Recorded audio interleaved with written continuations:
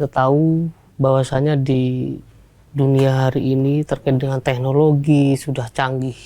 Dalam hal ini dengan siklus perubahan hari ini pun juga tuntutan kalau menurut saya harus dilakukan dan harus ikut serta dengan partisipatif dengan masih pula. Anak muda itu juga melihat apa sebenarnya yang bisa diberdayakan dari tingkat bawah. Bahasa anak muda hari ini slow living ya Kak ya. Kadang diartikan oleh anak muda mereka yang punya ketahanan pangan mandiri di desa, terus merawat kebun, merawat pertanian dengan berbagai inovasi yang ada di lingkungan pemuda.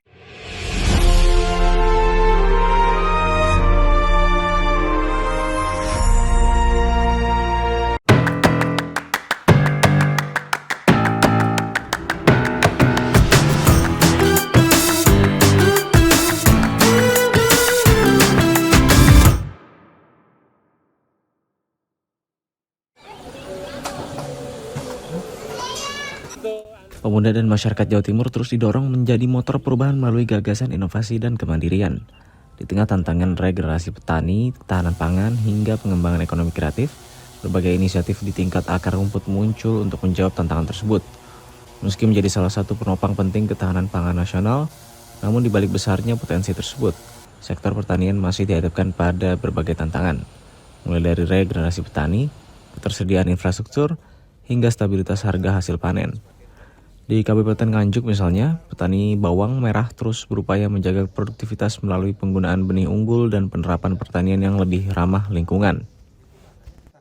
Untuk menjaga stabilitas produksi ini kami memakai beberapa kiat ya, terutama untuk menjaga produktivitas, bagaimana ketika pengolahan lahan dan kami kembali kepada alam bahwa dibutuhkan perpaduan tidak hanya unsur kimia tapi organik. Itu salah satu kiat untuk menjaga keremajaan tanah kita dan menjaga kualitas bawang merah tetap terjaga bagus dan sehat. Inovasi juga hadir melalui kolaborasi antara petani, pemerintah daerah, dan berbagai lembaga pendamping.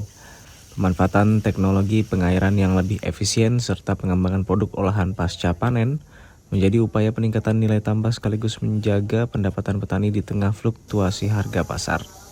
Di sisi lain, penguatan kemandirian tidak hanya dilakukan melalui peningkatan produksi, tapi juga pembangunan ekosistem hulu hingga hilir yang memberdayakan masyarakat. Jadi yang dilakukan oleh komunitas organik Brenjong adalah pemberdayaan petani, kemudian melakukan hilirisasi di tingkat kelompok. Jadi produksi, penanganan pasca panen, promosi dan pemasaran, yang tujuannya adalah untuk meningkatkan ekonomi masyarakat, kemudian membantu pemerintah bagaimana kita tetap memperkuat ketahanan pangan. Model pemberdayaan seperti ini menunjukkan bahwa kemandirian dapat dibangun melalui sinergi antara inovasi, penguatan kelembagaan, dan partisipasi aktif masyarakat. Lalu sejauh mana peran pemuda dalam mendorong transformasi di sektor pertanian, ekonomi kreatif, serta pembangunan daerah yang inklusif? Bagaimana pula gagasan dan kebijakan dapat dihadirkan untuk melahirkan generasi muda yang mandiri dan visioner?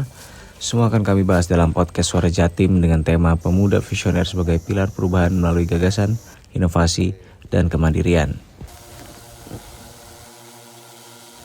Pemirsa, kembali lagi di Ngode, ngobrol bareng Dewan di podcast Suara Jatim, dan tema kali ini adalah temanya kepemudaan.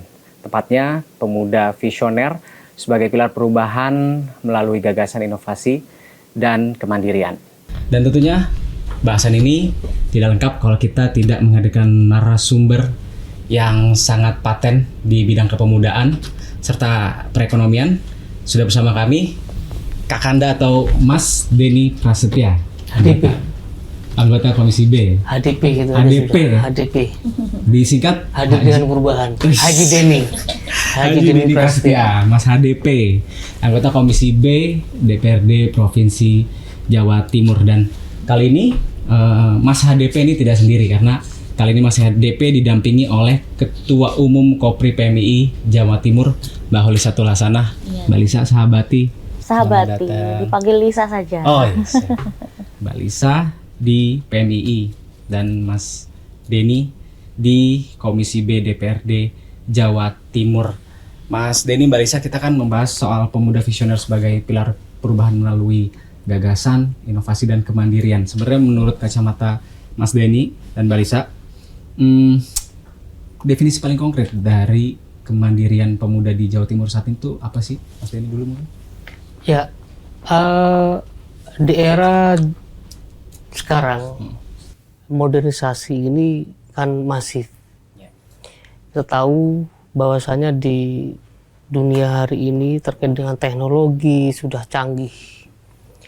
Bahkan itu pun juga sudah beberapa tahun yang lalu kan sudah dimulai, seperti munculnya adanya kita mau makan pun juga tinggal pencet, mau pergi keluar kota misalkan kita tinggal pencet, pegang HP, Gojek.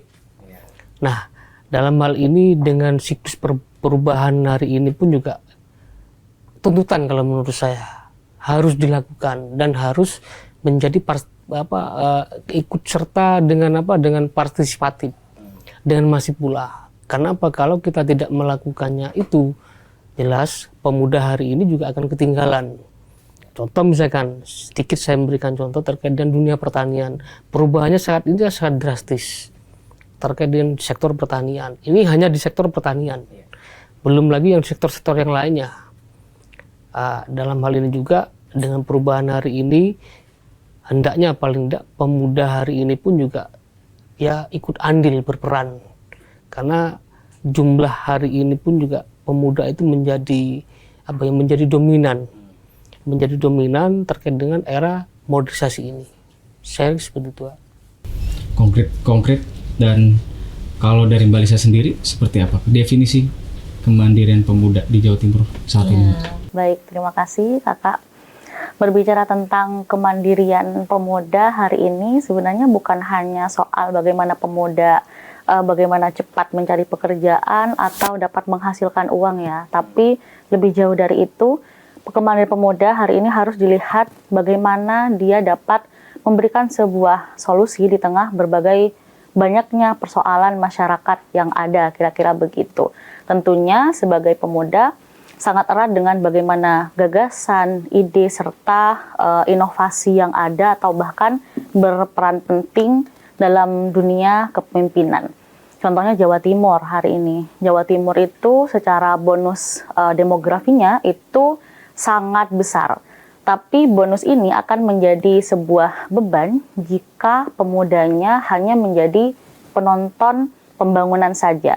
Maka dari itu, sebagai pemuda, khususnya mahasiswa yang hari ini memiliki beban moral keilmuan, tentunya di sana harus bisa berpartisipasi, semisal menjadi pemberi lapangan pekerjaan, atau bisa berinovasi secara digital, atau bahkan menjadi penggerak komunitas sehingga nanti dapat berelaborasi dengan berbagai kebijakan publik. Kalau hari ini pemuda biasanya memandang bahwa kemandirian pemuda itu bukan tidak bisa berkolaborasi dengan pemerintahan atau negara ya, tapi bagaimana pemuda hari ini dapat menangkap berbagai peluang yang ada di tengah-tengah pemerintahan atau ibaratnya berkolaborasi, kira-kira begitu. Kalau semisal ada kebijakan-kebijakan yang itu tidak pro terhadap rakyat, maka kita tetap menggunakan kekritisan. Akan tetapi ketika ada tuntutan untuk pemanggilan terhadap berbagai potensi serta peluang, maka pemuda hari ini harus ada dalam ruang partisipasi terbuka, kira-kira begitu. Kalau Mas Denny kan di parlemen, Mbak Lisa di gerakan mahasiswa. Sebenarnya sejauh mana sih sinergi antara pembuat kebijakan dan juga gerakan kemahasiswaan ini untuk melahirkan inovasi-inovasi untuk kemandirian pemuda itu sendiri, Mas? Ya, dalam hal ini kan perlu kalau katanya anak muda sekarang kan ngopi bareng lah gitu. Perlu ngopi bareng, diskusi. Jadi menelurkan ide dan gagasan itu tidak hanya secara formal, gitu kan. Jadi perlu diskusi pendek, diskusi panjang yang di situ juga akan melibatkan stakeholder terkait, khususnya kepada kepemudaan. Nah, contoh misalkan yang ada di Komisi B yang sudah dilakukan di Komisi B itu terkait dengan kembali tadi saya sampaikan petani milenial gitu kan. Hari ini yang kita tahu di Jawa Timur itu menjadi sumbangsih swasembada beras gitu kan. Swasembada beras itu pun juga bagaimana agar dipertahankan. Kita tahu hari ini dengan petani yang di usia lanjut itu pun juga ya mayoritas kalau di Jawa Timur. Nah, yang petani pemuda-pemuda milenial, apalagi bicara milenial sangat minim sekali. Nah, di situ kita memberikan semacam yang pertama itu informasi terkait dengan hal-hal pertanian, bahwasanya hari ini perubahan siklus itu pun juga harus dilakukan. Contoh misalkan seperti regenerasi petani. Nah, itu juga selalu tersampaikan secara masif dari mitra ataupun Komisi B terkait dengan dunia pertanian. Belum lagi di sektor di perikanan. Di perikanan hari ini pun juga dengan berbudidaya ikan, misalkan berbudidaya ikan itu secara bagaimana ikan itu menjadi dibudidaya dengan sehat dan dikonsumsi oleh manusia. Ini pun juga proteinnya dapat, higienis, bagaimana? Nah, yang kalau dulu dengan berbudidaya ikan itu tidak mengkerdilkan budidaya ikan yang ada di tanah ya, tidak. Tapi banyak konsumen yang memberikan masukan juga terkait dengan budidaya ikan, misalkan di tanah itu pun juga berbau tanah ikannya. Hari ini kan berubah menjadi budidaya ikan yang di kolam bioflok ataupun kolam yang di atas atau plester. Nah, dalam hal seperti itu juga masifnya dari pemerintah Provinsi Jawa Timur, Komisi B itu tidak bisa dilakukan hanya di pemerintah Provinsi Jawa Timur. Perlu juga sektor dari stakeholder yang terkait seperti kepemudaan. Lewat misalkan dari sahabat-sahabat Ansor gitu. Teman-teman dari Muhammadiyah, ormas-ormas yang lainnya, komunitas-komunitas yang lainnya, banyak juga yang ada di Jawa Timur ini. Saya kira seperti itu, Mas. Tadi menarik, Mas Denny. Selain kita petani-petani kita di Jawa Timur ini umurnya di atas 45 tahun ya, di tahun 2025 lalu ada juga penyusutan luas lahan pertanian hingga 1000 hektar lebih, Mas. Jadi masalah ekologis ini berkelindan sama krisis demografis. Ya. Nah, kalau tadi Mas Denny mendorong adanya regenerasi, sebenarnya regenerasi yang seperti apa yang dilakukan oleh Komisi B hingga hari ini, Mas, supaya anak-anak muda nggak gengsi, Mas, turun ke sawah? Iya. Sebetulnya kita lihat di atas dulu ya, di pemerintah di pusat. Kementerian Menteri Pertanian hari ini, bukan hari ini ya, tahun kemarin sudah memprioritaskan program yaitu terkait dengan misalkan Alsintan peralatan yang modern, sudah modernisasi. Terus terkait dengan pembenihan bibit unggul. Setelah itu adanya jalur irigasi yang mengarah kepada lahan-lahan pertanian. Setelah itu pupuk sudah tidak sulit. Lalu harga sudah ditetapkan. Misalkan padi 6.500. Itu pun sudah menjadi ketetapan dari harga gabah yang ada di petani. Nah, dari sisi itu pun juga sudah bisa kita sinergikan juga. Pemerintah pusat, pemerintah provinsi, pemerintah daerah, dan pemerintah yang paling di akar. Siapa yang pemerintah yang paling di akar ini? Adalah pemerintah desa.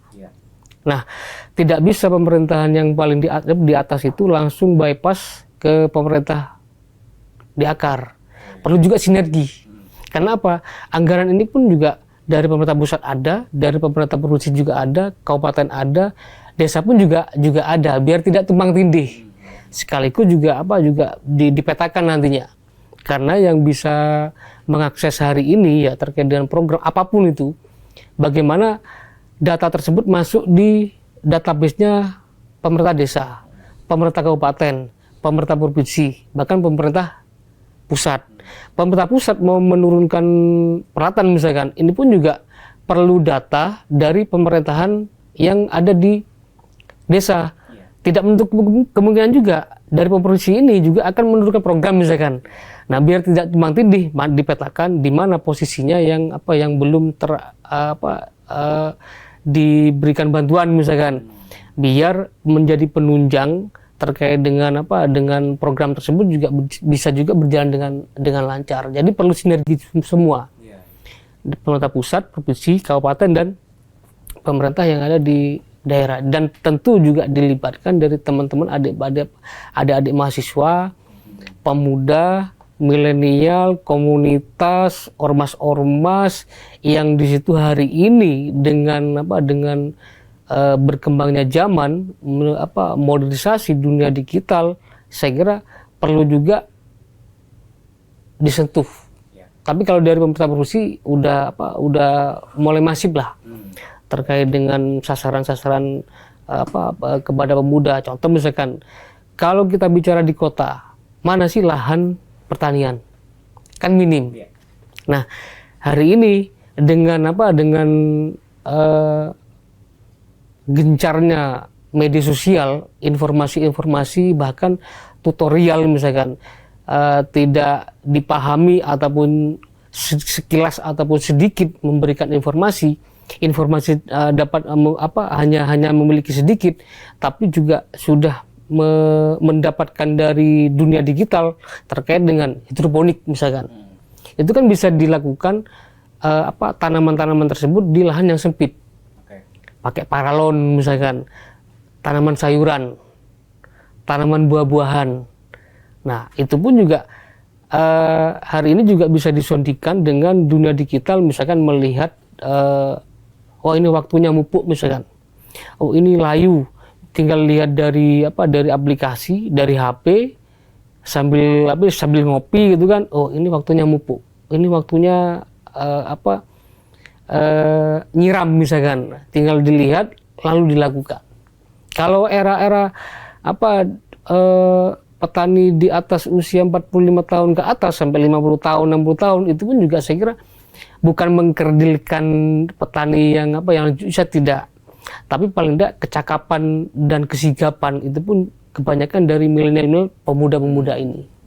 Seperti itu, Mas. Iya, memang tadi yang disampaikan yaitu pemberian alat pertanian atau alsintan yang baik, kemudian perbaikan saluran irigasi, akses jalan yang diperbarui, dan juga agritech tadi yang disebutkan Mas Denny itu membuat tanam dan panen ini lebih efisien ya. Kalau tanam lebih dan panen lebih efisien, lebih cuan artinya kan. Kalau lebih cuan pemuda udah pasti menggandrungi, bener nggak? Iya, betul.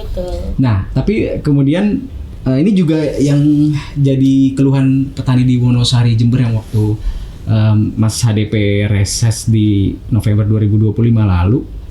Nah, jadi komitmennya Komisi B untuk mengawal anggaran ini supaya terrealisasi konkret di APBD Jatim 2026 gimana nih, Mas? Ya, jadi banyak petani yang tanamannya itu hari ini yang bagaimana berupaya misalkan tanam padi, bagaimana tanam padi itu setiap siklus tanaman padi itu 1 tahun bisa terus tanam padi. Nah, setelah tanam padi bagaimana dengan bertani itu juga tidak kotor-kotor. Ini kata anak-anak muda gitu kan, bagaimana caranya? Nah, dari situ dengan memodernisasi terkait dengan peralatan itu pun sudah digencarkan oleh pemerintah pusat, pemerintah provinsi, pemerintah kabupaten, yang di situ juga seperti misalkan tanam ini pakai yang namanya mesin transplanter yang biasanya tanam itu pakai tenaga manusia, pakai manual, yang hari ini pun juga tenaga kerja manusia ini pun juga berkurang. Jadi mesin lah diturunkan dengan kapasitas yang bisa 2, 3, 4, 5 hektar. Setelah itu perawatan. Nah, ada drone juga. Setelah itu juga ada panen. Panen ini terkait dengan kombin misalkan. Nah, dari situ apa yang diinginkan oleh petani-petani, saya kira bukan hanya di Jember ya, di 38 kabupaten kota berkeinginan untuk bagaimana ada perhatian semuanya.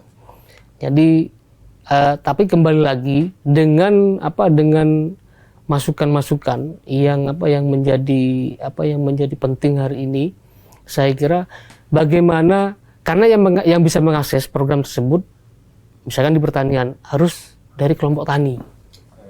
Nah, dari kelompok tani, jadi kelompok tani yang tercatat masuk di database-nya desa, pemerintah kabupaten. Nah, di luar itu saya kira tidak bisa.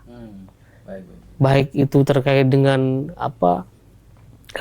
pengajuan terkait dengan peralatan seperti hand traktor, jalur irigasi, terus pembenihan terkait dengan bibit unggul, apalagi terkait dengan pupuk gitu kan. Nah, itu harus petani yang masuk di database-nya Dinas Pertanian. Nah, saran saya paling tidak yang belum tercatat di database-nya kelompok tani di Dinas Pertanian, harapan saya juga masuklah untuk menjadi anggota kelompok tani. Baik. Mas Hadepi boleh diminum dulu loh, Mbak Lisa, boleh diminum. Oke, sudah. Kalau di Kopri PMI sendiri, kader-kader tuh udah mulai melek soal agritech yang tadi disebutin Mas Denny nggak sih, Mbak Lisa? Iya.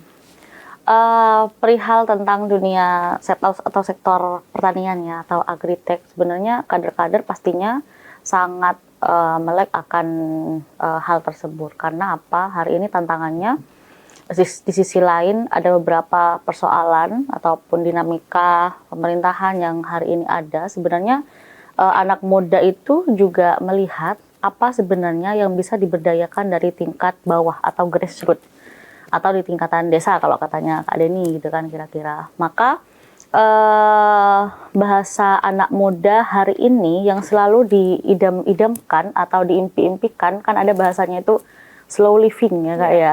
Nah, slow living itu kan kadang diartikan oleh anak muda mereka yang punya ketahanan pangan mandiri di desa, terus merawat kebun, merawat pertanian dengan berbagai inovasi yang ada di di lingkungan pemuda. Sebenarnya kalau tadi ngomongin soal bagaimana hubungan ya antara bagaimana regulasi pemerintahan hari ini terkait tentang kemandirian ekonomi dengan bagaimana gerakan pemuda hari ini sebenarnya sudah terjalin cukup baik ya Kak ya.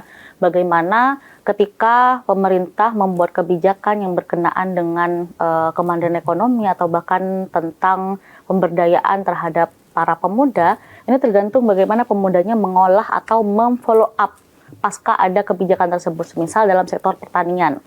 Sektor pertanian ini kalau POV dari pemuda ini bagaimana bisa mengelola pasca itu. Semisal hari ini dunia pertanian sangat membutuhkan loh bagaimana pemasaran digital yang itu menaikkan market atau pasar dari pasca pengelolaan dari hasil panen semisal, atau hasil pertanian semisal. Atau bahkan membutuhkan manajemen data yang itu biasanya gitu kan itu dilakukan oleh anak muda gitu. Nah, di sana yang sangat berperan besar pastinya pemuda gitu, karena generasi Z hari ini atau Gen Z itu sangat erat dengan kerealistisannya dalam memandang sesuatu gitu kan kira-kira.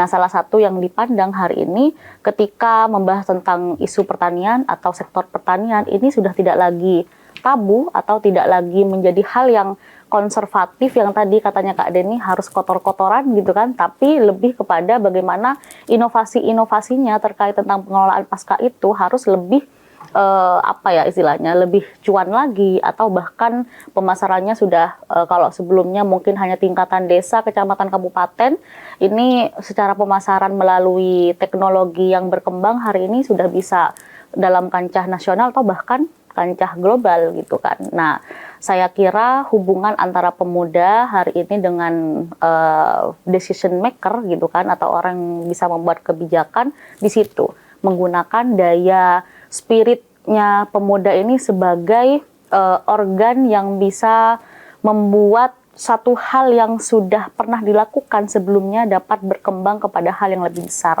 Salah satu contohnya di sektor pertanian, gitu Kak. Kalau tadi kan pertanian kita udah bahas nih, KHDP Barisa. Kalau kondisi di sektor perikanan Jawa Timur saat ini gimana sih Mas sebenarnya kondisinya?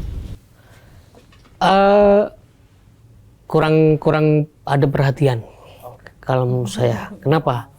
Karena sektor perikanan ini bukan hanya di sektor laut kan, adanya di laut, tapi di pinggir pantai juga ada, di darat pun juga ada, bukan ikan darat atau bukan buaya darat ya. Pasar.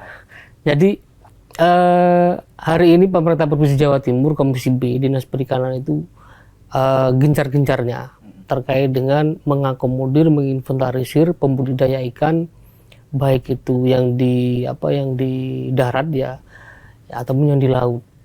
Nah, kenapa hari ini kita melakukan pendataan terkait dengan secara masif, itu pun juga pasti punya tujuan besar untuk ke depan terkait dengan pengembangan usaha-usaha budidaya dari yang ada di Jawa Timur ini.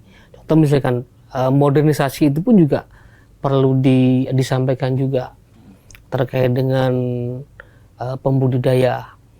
Nah, dari situ juga adanya keterlibatan pemuda, lagi-lagi ada kesamaan lah dengan di sektor pertanian.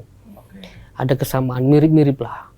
Cuma hari ini yang kita gagas juga di pemerintah Provinsi Jawa Timur di Komisi B itu terkait dengan rancangan peraturan daerah terkait dengan di sektor perikanan ini, cuma masih belum tuntas. Insya Allah di tahun 2027 lah, 26 akhir insya Allah udah tuntas.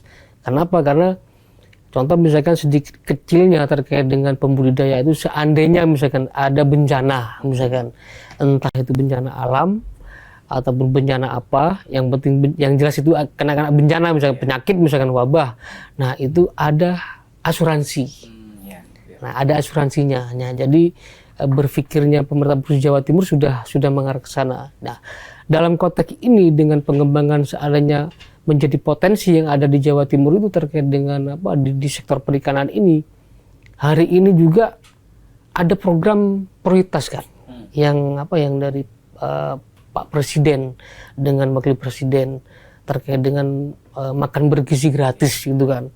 Nah, tidak menutup kemungkinan dengan adik-adik ataupun anak-anak kita yang menjadi peserta yang mendapatkan program tersebut, itu pun juga ada yang suka ikan laut, ada yang suka ikan darat ataupun ikan lele gitu kan, ikan gurami, ikan nila, ikan patin. Nah, dari situ paling tidak karena banyaknya dari program dapur MBG itu, SPG tersebut, tentunya hari ini kalau kita inventarisir, kalau kita akomodir masih kurang banyak terkait dengan bahan itu. Tentu di situ juga perlu adanya budidaya yang tepat juga. Bukan budidaya yang benar, kalau benar semua. Tapi kalau budidaya yang tepat, saya kira itu pun juga perlu dilakukan. Contoh misalkan pemberian pakan secara teknis mungkin bagaimana ikan tersebut juga tidak terlalu banyak memberikan pakan, itu pun juga menjadi pengaruh juga. Terus air keruh misalkan, nah itu secara teknis lah, artinya budidaya yang tepat sekaligus menghasilkan daging, menghasilkan ikan juga bisa kualitasnya itu lebih bagus. Misalkan nih beralih kepada kolam atas bioflok ataupun ke plester, karena beralih seperti itu pun juga bisa mengurangi dengan rasa ikan itu sendiri. Contoh misalkan tidak bau tanah, misalkan yang awalnya konvensional bisa naik ke hari ini yang bisa ke kolam ke atas. Saya kira seperti itu, Mas. Kalau Kakak HDP kan juga aktif di GP Ansor sebagai ketua bidang pertanian nih, Kak. Ya. Nah, gimana sih Kak caranya, atau ini bisa jadi salah satu strategi untuk menggerakkan pemuda-pemuda kader-kader Nahdliyin di level-level akar rumput, di level desa, supaya bisa jadi motor penggerak swasembada pangan ini, sekaligus menyukseskan program MBG melalui SPPG, Mas? Ya, jadi apa yang menjadi program pemerintah hari ini, saya kira terkait dengan swasembada pangan itu bagus kalau menurut saya. Program MBG bagus. Di situ juga tentu bisa menggerakkan perekonomian yang ada di bawah. Terlepas itu juga ada isu-isu apa itu mungkin perlu pembenahan, perlu dikritisi dengan konstruktif juga. Terlepas dengan hari ini kita berada di Gerakan Pemuda Ansor wilayah Jawa Timur itu, kita seperti saya misalkan menjadi wakil ketua gitu kan. Tentu saya berpikirnya bagaimana di internal dulu, adakah kira-kira petani yang di Ansor, kader-kader yang ada di bawah di tingkatan cabang, di tingkatan pimpinan anak cabang sampai di tingkatan ranting itu ada apa enggak? Akhirnya apa? Saya bikin database terkait dengan data kepemudaan khusus di sektor pertanian. Data semua sama saya data semua di 42 cabang se-Jawa Timur. Akhirnya muncul di situ juga, oh ini petani melon, oh ini petani padi, petani jagung, petani jeruk, petani macam-macam hortikultura misalkan. Nah dari situ begitu kita sudah tahu data tersebut, kira-kira masukan-masukan dari sahabat-sahabat itu apa ini kira-kira keluh kesahnya. Misalkan, oh ini bibit sulit, misalkan tidak bisa mendapatkan bibit, tidak bisa mengakses bibit. Setelah buah, ini buahnya kemarin dijualnya gitu kan. Ini kita sounding-soundingkan juga. Kita sounding-soundingkan juga dengan misalkan dengan market-market, atau kita soundingkan juga dengan marketnya BUMA, misalkan Badan Usaha Milik Ansor. Ada toko-tokonya kan itu, seperti di Mojokerto gitu kan, seperti di Jember, Banyuwangi, Tulungagung gitu kan. Nah dari situ jadi meskipun dengan memunculkan data itu minim, tapi tidak menutup kemungkinan untuk ke depan kan ini kan pasti akan besar, karena organisasi seperti Ansor ini pun juga kader-kadernya, orang-orangnya kan banyak juga. Mungkin dari kita lihat juga misalkan di pertanian itu, kalau bicara di pelosok-pelosok itu kan banyak warga Nadihin juga kan, banyak Ansor juga. Tidak menutup kemungkinan pada tahun 2024, 2023, 2022 kemarin bahwasanya pupuk sulit, pemikirannya seperti itu. Pupuk sulit, terus perhatian pemerintah sangat minim gitu kan terhadap petani. Tapi hari ini di tahun 2025 dengan sampai 2026 hari ini perhatian udah full, udah penuh. Nah, tentunya di situ paling tidak dari data-data tersebut juga kalau sudah memunculkan data dengan pasti, saya kira itu pun juga memudahkan untuk mengakses program untuk kedepannya. Saya kira bukan hanya di Ansor, di teman-teman yang lainnya, di ormas-ormas yang lain perlu juga diinventarisir, perlu juga diakomodir, bahkan di Kopri pun saya kira perlu juga didata itu terkait dengan mana adik-adik mahasiswa gitu kan, mana Kopri-Kopri ini, mana PMI ini yang di fakultas misalnya pertanian gitu kan, petani di apa ini gitu kan, perlu juga didata. Nah sekaligus nanti seperti Dek Lisa yang ada di tingkatan Jawa Timur itu, di Kopri Jawa Timur juga bisa memudahkan, wah ini kalau bicara terkait dengan pertanian, wah ini namanya ini sudah ada di daerah sini gitu. Atau syukur-syukur bikin kayak sampling kayak smart farming gitu kan, mungkin sudah ada miliknya kader-kadernya Dek Lisa gitu. Jadi memudahkan untuk jangka panjangnya seperti itu. Bisa jadi motor penggerak juga sebenarnya OKP ini ya. Oh iya, tentu. Kalau kita ngomongin soal kemandirian ekonomi pemuda kan tentunya nggak lepas juga dari ekonomi kreatif digital lah ya. Digandrungi pemuda seiring dengan berjalannya waktu. Nah kalau Mbak Lisa sendiri pernah menyebutkan bahwa lebih dari 73% Mbak pengguna internet itu perempuan. Nah Pertanyaannya, gimana Kopri PMII, OKP seperti Kopri ini bisa mendorong supaya perempuan muda khususnya nggak cuma jadi konsumen aja, tapi jadi pelaku? Gimana, Mbak? Berdasarkan data memang 73% pengguna internet itu adalah perempuan. Tapi bukan berarti pengguna internet itu semuanya terliterasi dengan baik. Yang dimaksud terliterasi dengan baik adalah kadang mereka hanya sebagai brainware saja, sebagai orang yang memegang handphone atau menikmati software-software yang ada di handphone saja. Tapi kadang berdaya gunaannya melalui inovasi-inovasi teknologi yang hari ini ada, kadang mereka itu tidak bisa mencapai sampai sana gitu kan kira-kira. Contohnya saja sebenarnya kalau hari ini tadi disebutkan oleh Masnya bahwa jangan sampai perempuan hari ini hanya menjadi objek saja dalam dunia kapitalis dan lain sebagainya. Kalau kita ngomongin soal dunia perempuan, up to gitu kan, dari ujung rambut sampai ujung kaki, sebenarnya ini adalah korban dari kapitalis sebenarnya gitu kan. Tapi bagaimana perempuan untuk bisa mengolah hal itu, ya ini adalah tantangan itu sendiri gitu. Kalau di Kopri PMI Jawa Timur, hari ini untuk memulai hal itu semua agar kiranya peralihan dan transformasi dari pengguna 73% perempuan ini gitu kan, pengguna internet ini agar bisa menjadi kebermanfaatannya bisa bernilai ekonomis gitu kan, kira-kira kita berikan pelatihan-pelatihan semisal pelatihan AI atau literasi keuangan atau bahkan dunia market yang hari ini bisa tersebar di berbagai platform, itu kita jadikan sebuah pelatihan-pelatihan dasar kepada kader-kader kita yang ada di bawah. Karena apa? Ketika mereka itu tergerus akan banyaknya arus informasi yang hoax hari ini ataupun banyaknya informasi-informasi yang entah itu tidak kredibel secara kenyataan di lapangan, mending digunakan untuk bisa mengembangkan roda perekonomian gitu kan kira-kira. Jangankan untuk memarketkan atau menjual produk pasca pertanian misal atau pasca panen atau bahkan mereka memiliki produk sendiri semisal ya.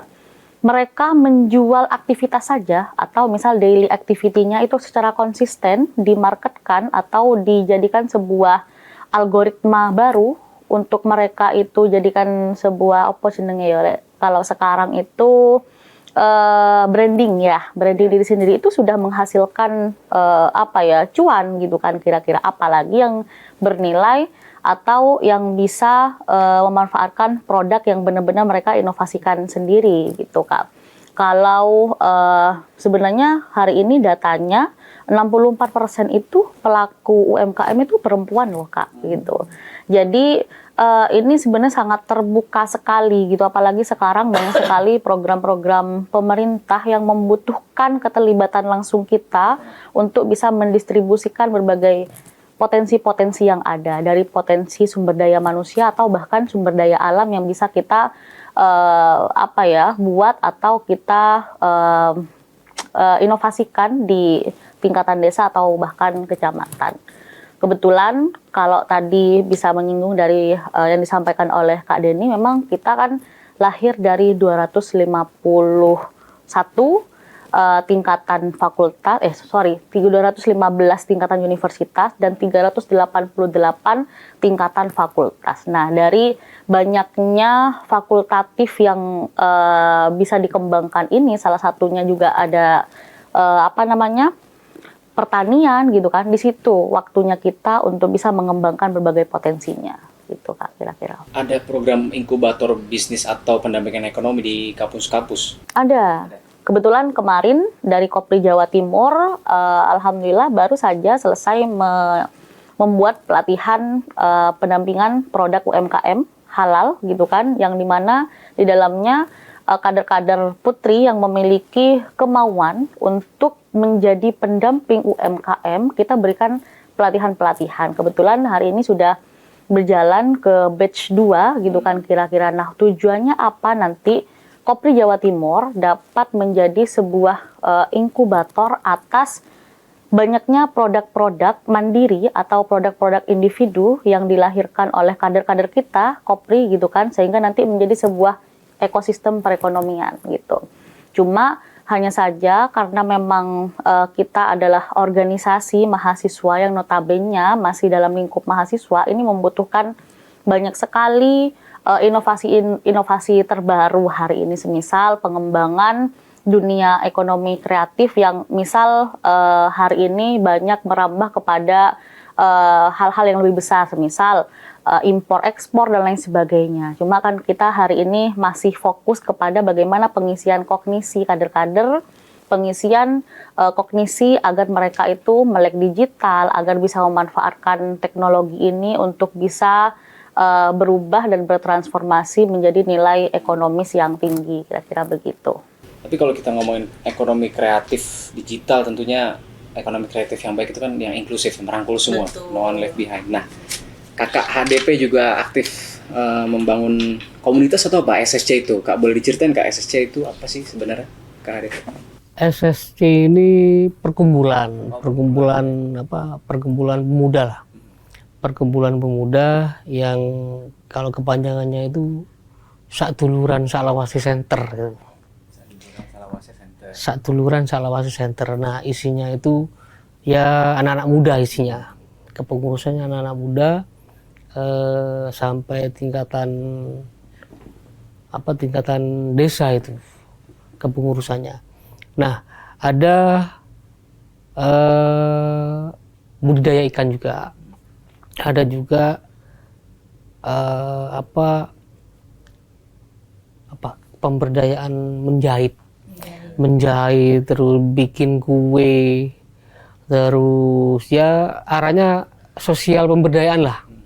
Arahnya itu ada yang dari pendampingan terkait dengan adik-adik ataupun anak-anak yang disabilitas.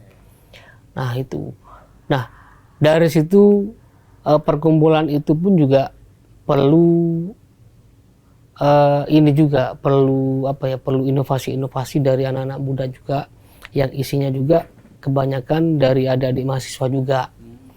Nah dari situ perlu juga ada sentuhan juga sebetulnya dari pemerintah. Meskipun saya ada di pemerintahan Provinsi Jawa Timur, saya juga sebagai pembina di situ juga tidak pernah harus begini tidak, biar kemandirian itu juga muncul. Cuma saya hanya memberikan peluang untuk akses. Seandainya begini ini jalan begini, seandainya ada orang atau pelaku usaha yang di situ juga nantinya mau mengembangkan usaha UMKM-nya ataupun hal-hal yang mendasar seperti minta bantuan untuk menguruskan izin misalkan kelegalan terkait dengan UMKM-nya untuk mendapatkan nomor induk berusaha. Setelah itu ini mau naik kelas misalkan usaha UMKM-nya untuk mendapatkan PIRT, izin edar misalkan. Nah setelah itu ada juga ini mau naik kelas lagi terkait dengan packaging gitu kan. Nah jadi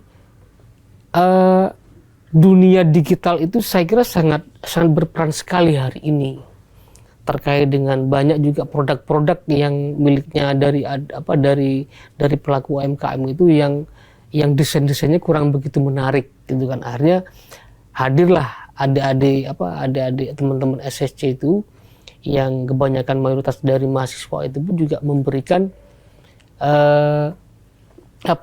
memberikan inovasi-inovasi sekaligus bantuan lah untuk mendesainkan misalkan terkait dengan produk-produknya dari pelaku-pelaku UMKM itu. Saya kira itu pun juga sudah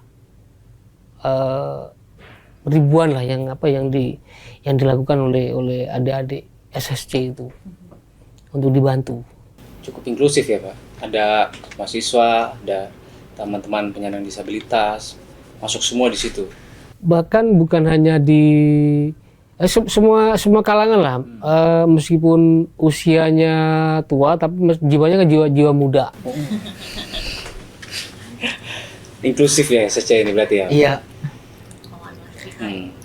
Nah selain tadi kita bahas soal inklusif ya, no one left behind. Selain teman-teman penyandang disabilitas yang cukup rentan, tapi perempuan juga cukup rentan ya, Mbak Lisa. Kalau data Simfoni PPA 2025 itu ada 2.758 kasus kekerasan di Jawa Timur.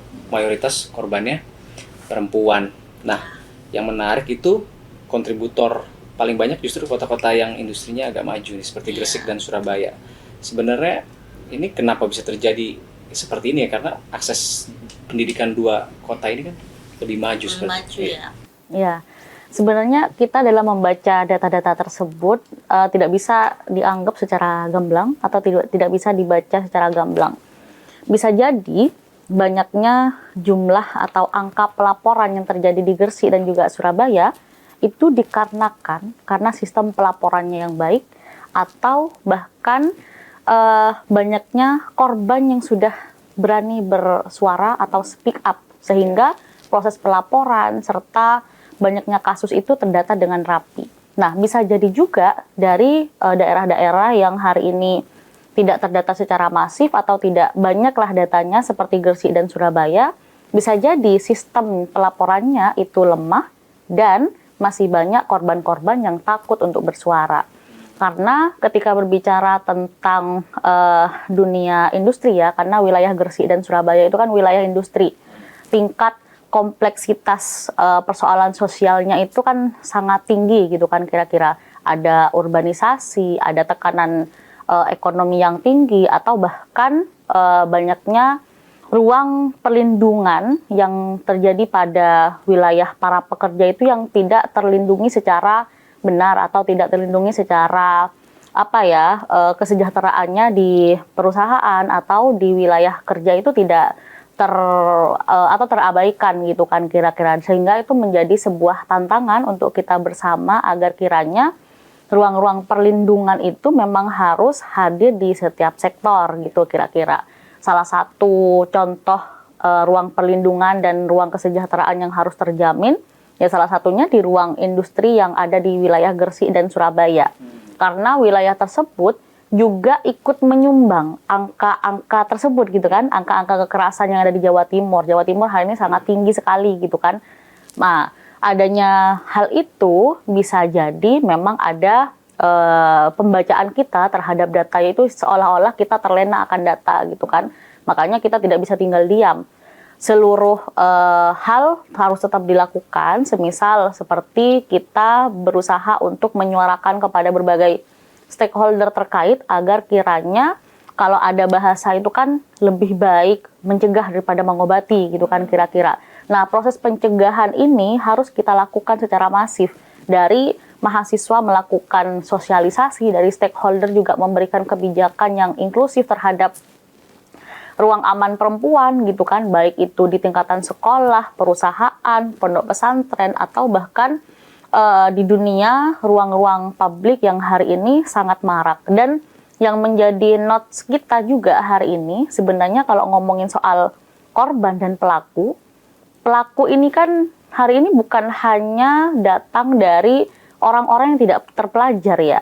Kebanyakan fenomenanya di lapangan hari ini pelakunya itu adalah orang-orang terpelajar ya. Orang-orang yang memiliki kapasitas keilmuan tinggi, tapi apa yang terjadi di dalamnya karena ada relasi kuasa yang dapat menyebabkan sehingga korban itu ataupun pelaku itu semena-mena terhadap korban gitu kan. Makanya kita mencoba mendorong dari Kopri Jawa Timur agar ruang aman ini dijadikan sebuah gerakan serentak sehingga menjadi gerakan yang bersifat naluriah dan alamiah tanpa ada settingan misal kebijakan. Tanpa ada kebijakan pun harusnya ruang aman ini harus terjamin. Apalagi disokong dengan adanya kebijakan. Itu kira-kira. Baik, luar biasa sekali. Komprehensif sekali pembahasan kita. Kakak HDP, Mbak Lisa. Dari obrolan ini tentunya kita memahami bahwa kemandirian pemuda ini tidak bisa diraih secara parsial ya. Ada sektor pertanian perikanan modern, ekonomi kreatif, dan juga perlindungan perempuan yang saling mempengaruhi untuk kemandirian pemuda itu sendiri. Terakhir mungkin Mas Denny, Mbak Lisa, closing statement dari Mas Denny dan Mbak Lisa untuk seluruh pemuda dan perempuan yang ada di Jawa Timur supaya mereka bisa merealisasikan perannya sebagai pilar perubahan yang inovatif dan mandiri. Silakan. Ya, dengan pemuda berdaya, tentunya itu pun juga bisa membuat dari ketahanan pemuda itu pun juga bisa berdaya dan jaya juga. Tentu dengan harapan besar hari ini, potensi yang luar biasa sekali ini dengan berkembangnya modernisasi, berkembangnya zaman, dengan kita bertahan ya, dengan cukup kita bertahan, itu pun saya kira sudah bagus. Apalagi kita masih mempunyai peningkatan untuk pengembangan untuk lebih besar. Nah, itu juga akan nanti bisa lebih berdaya dan bisa berjaya juga. Contoh misalkan kita hari ini dengan beras itu kan juga kita keluarkan, itu kita ekspor. Nah, apalagi kita tahu bahwasanya di Indonesia, di Jawa Timur ini dengan sumber daya alam kan melimpah. Kita tanam pun sedikit gitu, itu pun juga nanti jadi itu barangnya kan. Nah, tidak sulit seperti di Singapura gitu kan, enggak seperti itu. Di Indonesia ini sudah sumber daya alam sudah melimpah ruah. Apalagi dengan hadirnya pemuda, tentu pun juga itu pun juga menjadi ada tambahan nilai yang lebih luas lah untuk kedepannya. Apalagi dengan mengikuti perkembangan zaman, hadirnya pemerintah ini pun juga menjadi pemikiran kita untuk ikut serta andil, terlibat secara langsung, secara masif dengan tentu juga menjaga ketahanan dari lingkup pertanian, lingkup semua sektor, bahkan bisa menjaga berdayanya Indonesia untuk ke depan. Saya kira seperti itu, Mas. Mbak Lisa, closing statement terakhir. Ya, bagi pemuda hari ini sudah bukan saatnya untuk kita berdiam diri ya, Mas ya, bahwa hari ini ruang-ruang kolaborasi dan juga peluang serta potensi itu sangat tersebar luas dan harus kita ambil gitu kira-kira. Dalam artian dengan adanya berbagai perkembangan teknologi hari ini sebagai pemuda ataupun generasi yang hari ini sangat dekat dengan perkembangan teknologi, maka ini harusnya menjadi sebuah solusi agar zaman kita atau generasi kita menjadi jawaban dari berbagai tantangan zaman gitu kan kira-kira. Kalau hari ini kita selalu mengidam-idamkan bagaimana Indonesia emas gitu kan, nantinya harus menjadi tahun yang sangat menjadikan pemuda itu sebagai generasi emas atau generasi yang akan melanjutkan peradaban atau melanjutkan hal-hal yang hari ini sedang dilakukan oleh para decision maker atau pengambil keputusan atau bahkan pemerintah hari ini gitu kan. Maka kita sebagai pemuda harus memastikan bahwa 2045 nanti harus benar-benar menjadi Indonesia emas, bukan Indonesia cemas gitu kan kira-kira, Mas. Makanya kami dari Kopri Jawa Timur khususnya mengajak kepada seluruh pemuda-pemuda di Jawa Timur agar kiranya sadar akan potensi diri, bahwa nasib kita hari ini tidak pernah dilihat atau dipandang dari bagaimana latar belakang kita atau siapa orang tua kita, melainkan bagaimana peran besar kita terhadap pembangunan negara ini, gitu kira-kira. Dan pemirsa, sinergi seperti inilah yang diharapkan mampu meletakkan dasar bagi lahirnya pemuda visioner Jawa Timur yang tentunya mandiri dan inovatif. Saya Satriwadi mewakili kru yang bertugas, sampai jumpa di Ngobrol Bareng Dewan episode berikutnya.